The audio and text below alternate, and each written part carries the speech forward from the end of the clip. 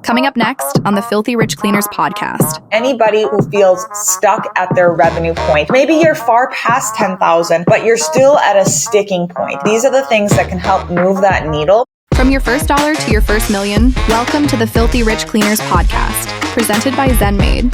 Join your host, Stephanie Pipkin, founder of Serene Clean, as she shares proven tips, tricks, and hard-earned lessons. Whether you're just starting out or ready to scale, get ready to discover how to build your own cleaning empire. Let's roll up our sleeves and dive in. Hello, everyone. Welcome back to the Filthy Rich Cleaners podcast. I am your host, Stephanie Pipkin, owner of Serene Clean in Western Wisconsin.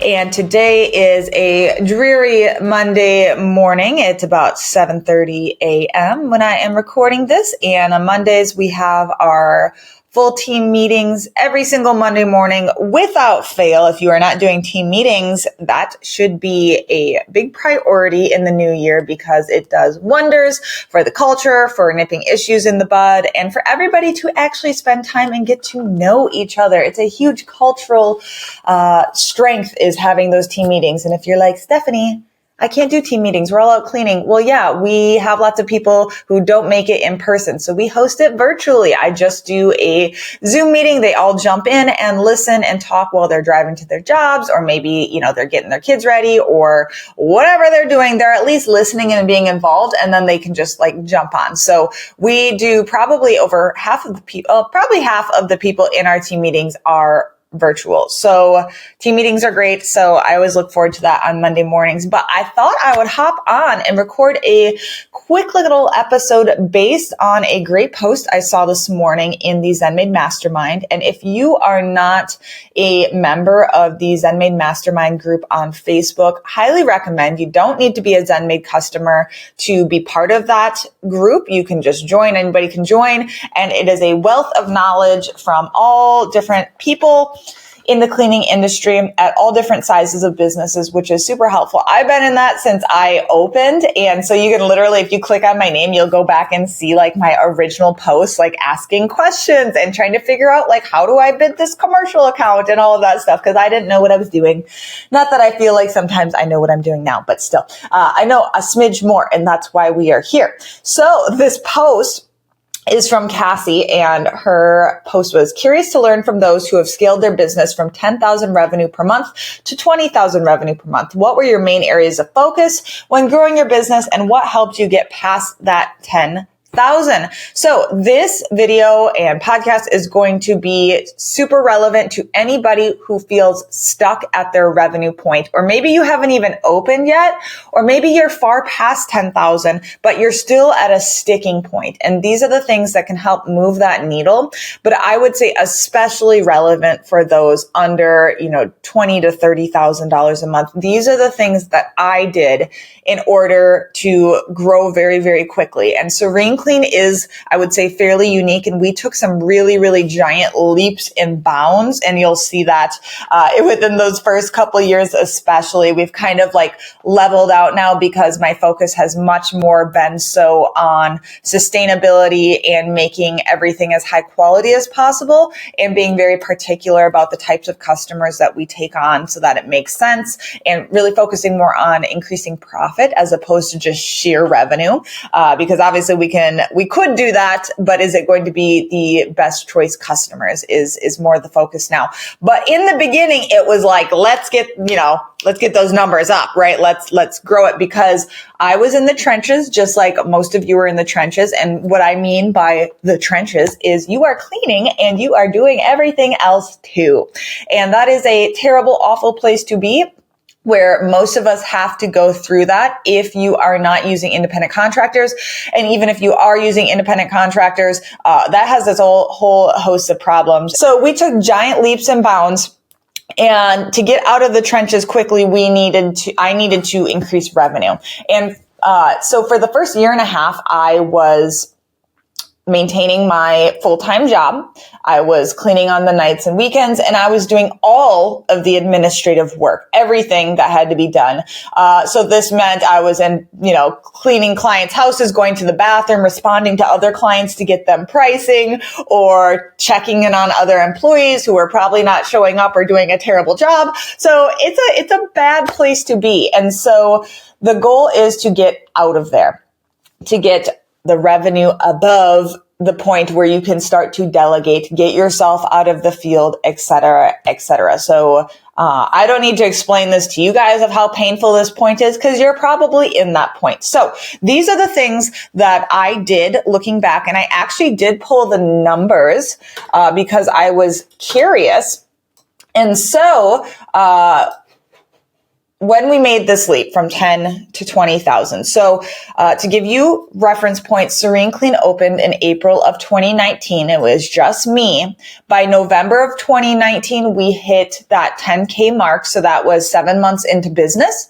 And then June of 2020 was when we hit $23,000 in revenue. And if you all can go back to 2020, in March/April of 2020, that is when COVID started. So by June, so we were dealing with that and the stress and uncertainty, but COVID was good for us in a lot of ways because of commercial. And then once the shutdown orders were taken off, we were able to get into houses, and houses exploded too because everybody was working from home. Their kids were home. And so though it was, difficult to finagle, as any of you who went through COVID totally can relate to, it was good in a lot of ways because we're in the cleaning industry and this was a pandemic. So it worked out okay when it comes to revenue. So June of 2020 was 23K. In July of 2020, so a month after that, we were at $37,000. So from November of 2019, we went from $10,000 a month to July of 2020, we were at 37,000, right? So over 3 times bigger in, what is that? Less than a year. So, December of 2020, we finished the year out at $45,000 a month. So hopefully this makes you snap up and say, maybe there's something to this. So maybe give her a listen. And I cannot pretend to have known what I was doing at the time. And honestly, I don't even remember those leaps being like that. So the quick and dirty things, if you're like, get to the point, Stephanie, these are the things. All right.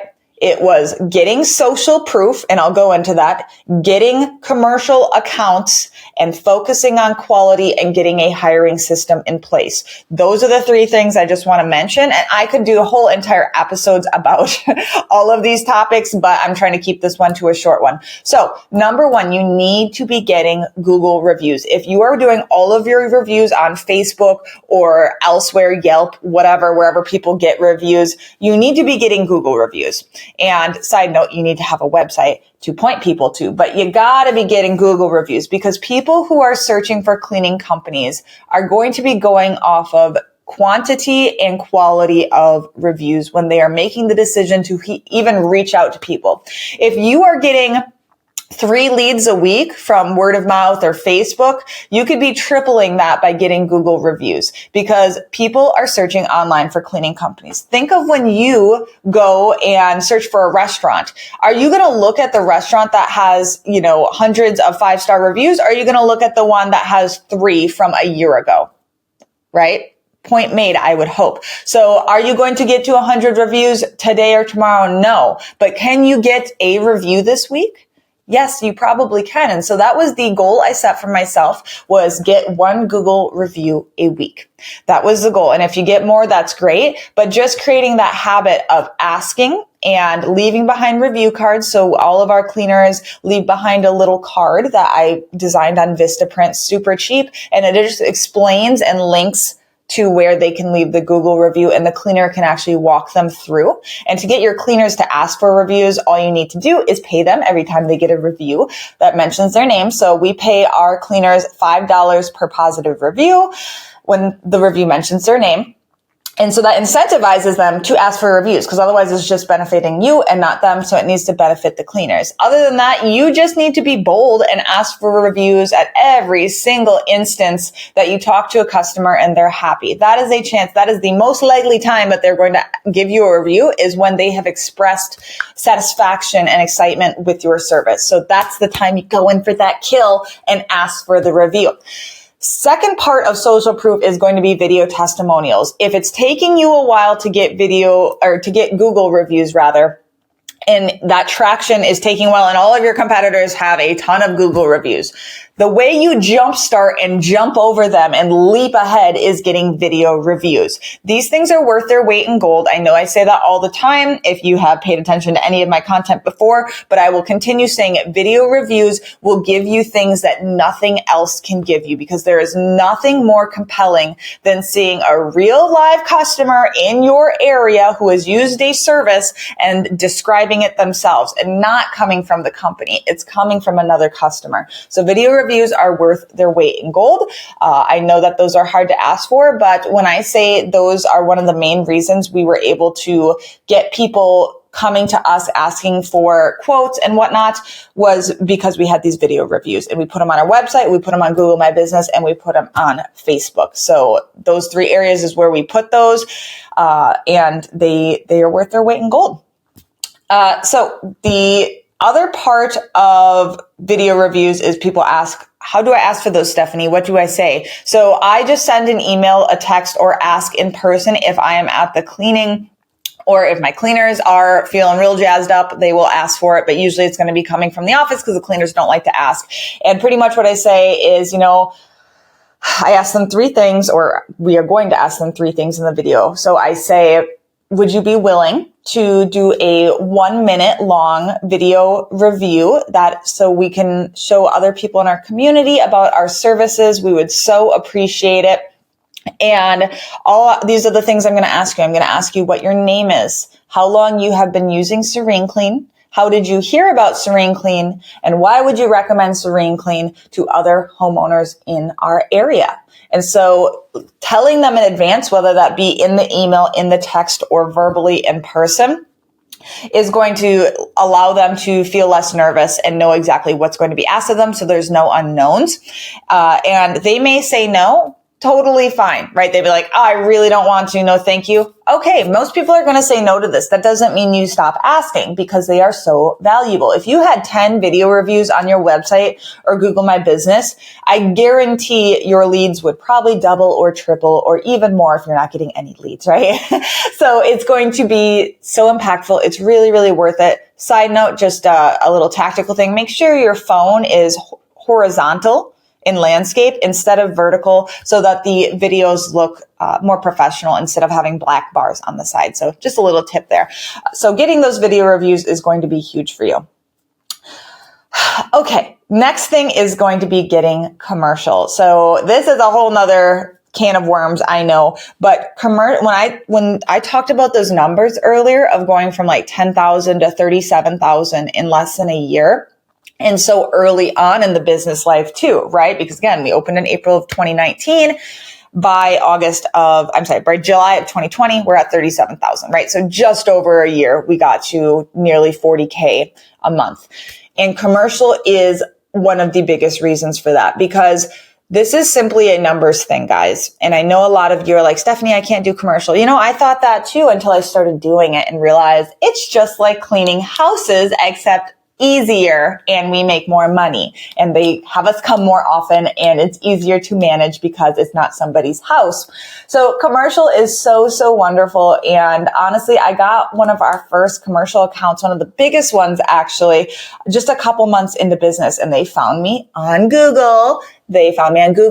And they saw my website. And so that's why they called Stephanie, little Stephanie with like 0 cleaners. They called me and asked me to bid their giant 100,000 square foot facility. And I understand that's not going to happen for everybody, but it's what happened to me. And that bolstered me in so many ways. And that literally changed the trajectory of Serene Clean, because I had fully intended staying with residential. That was my vision when I opened up, was like, I'll just clean houses. And thank goodness that is not the way things happen. And that commercial started calling right away.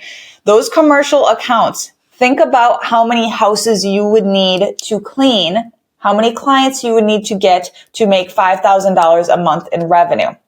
Think about that, right? At $120 a pop for each appointment. That is a lot of, I can't do the mental math. That is a lot of residential clients. One commercial account could be $5,000 a month if it's like a 5-night-a-week account, right? Or 5-day-a-week account, because they're not all nightly. Most of them can be done during the day, shockingly, or done at a decent time of the evening. So it's simply a numbers things of managing one account versus managing how many cleaners to cover 20 houses or whatever it would be the equivalent in revenue for that commercial account. So would highly recommend looking into commercial, and I will be doing full podcast episodes on commercial because I know you're all chomping at the bit.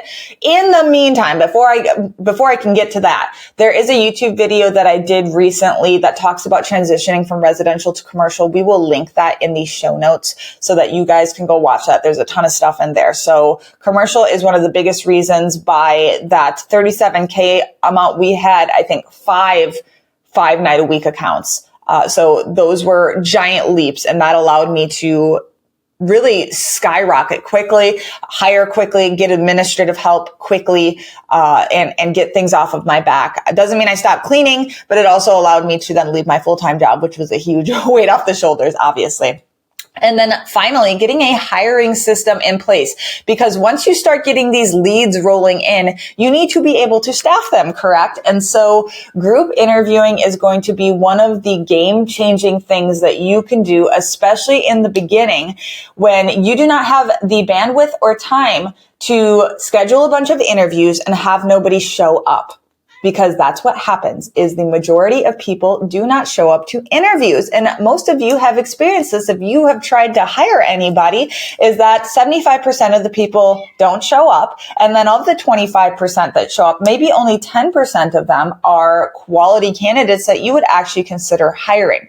So the group interview is the filter process. We need to see a lot of people and go through a lot of people all at once. You do not want to be wasting your time by meeting with all of these people when in the first 5 seconds you immediately know you're not going to hire them. Why are you about to waste half an hour of your time when you probably could have been cleaning or working on something else, or in that half an hour you could have met with 10 people and decided that only 2 of them you want to have a second interview with. So this is why group interviews are so valuable, and I will be sure to do an entire episode on group interviews at some point to explain tactically how to do a group interview, because it's not as hard as you think at all. Again, if you go to the mastermind group, I guarantee I have posted about group interviews somewhere, and you can just search my name or search group interview and we'll talk about that. Otherwise, I will be sure to make an entire episode about this. But that is what's going to keep the candidates rolling. And then the second part is always have job listings going. Never turn your job listings off just because you feel like you're fully staffed. You always want to have a pipeline of candidates, because at any given time, somebody could quit or fire. And the only way we were able to keep this ball rolling is I had somebody in mind to replace other people when they quit or they needed to get fired, or we were just growing quickly. We needed to have a pipeline of candidates. And if you only have job listings going when you actively need to fill a role, then you're behind the ball, right? You need to be having job listings going. And we'll talk about listings, and you know, how to handle Indeed and how to have great compelling job listings at some point as well. Just so many episodes to do, guys. We're just getting started and I have so much to teach you.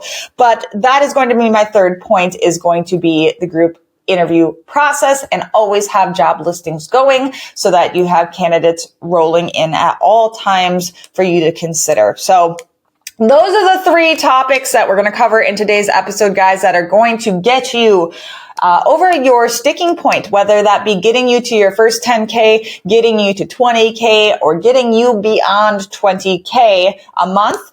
and getting you to the point where you're out of the field and you can start hiring administrative help and really start getting that ball rolling towards the company of your dreams. So if you have any questions, guys, leave it in the comments. If you have requests for future videos, also leave that in the comments, because I'm sure I've mentioned and opened a Pandora's box in just this episode of, well, what about this? What about this? And I wanted to keep this one short, and we'll go into things in depth in future episodes, but this will hopefully get your mind churning on what needs to be done immediately to get you over that hump. And I will see you guys in the next episode of Filthy Rich Cleaners. Thanks for listening. Bye.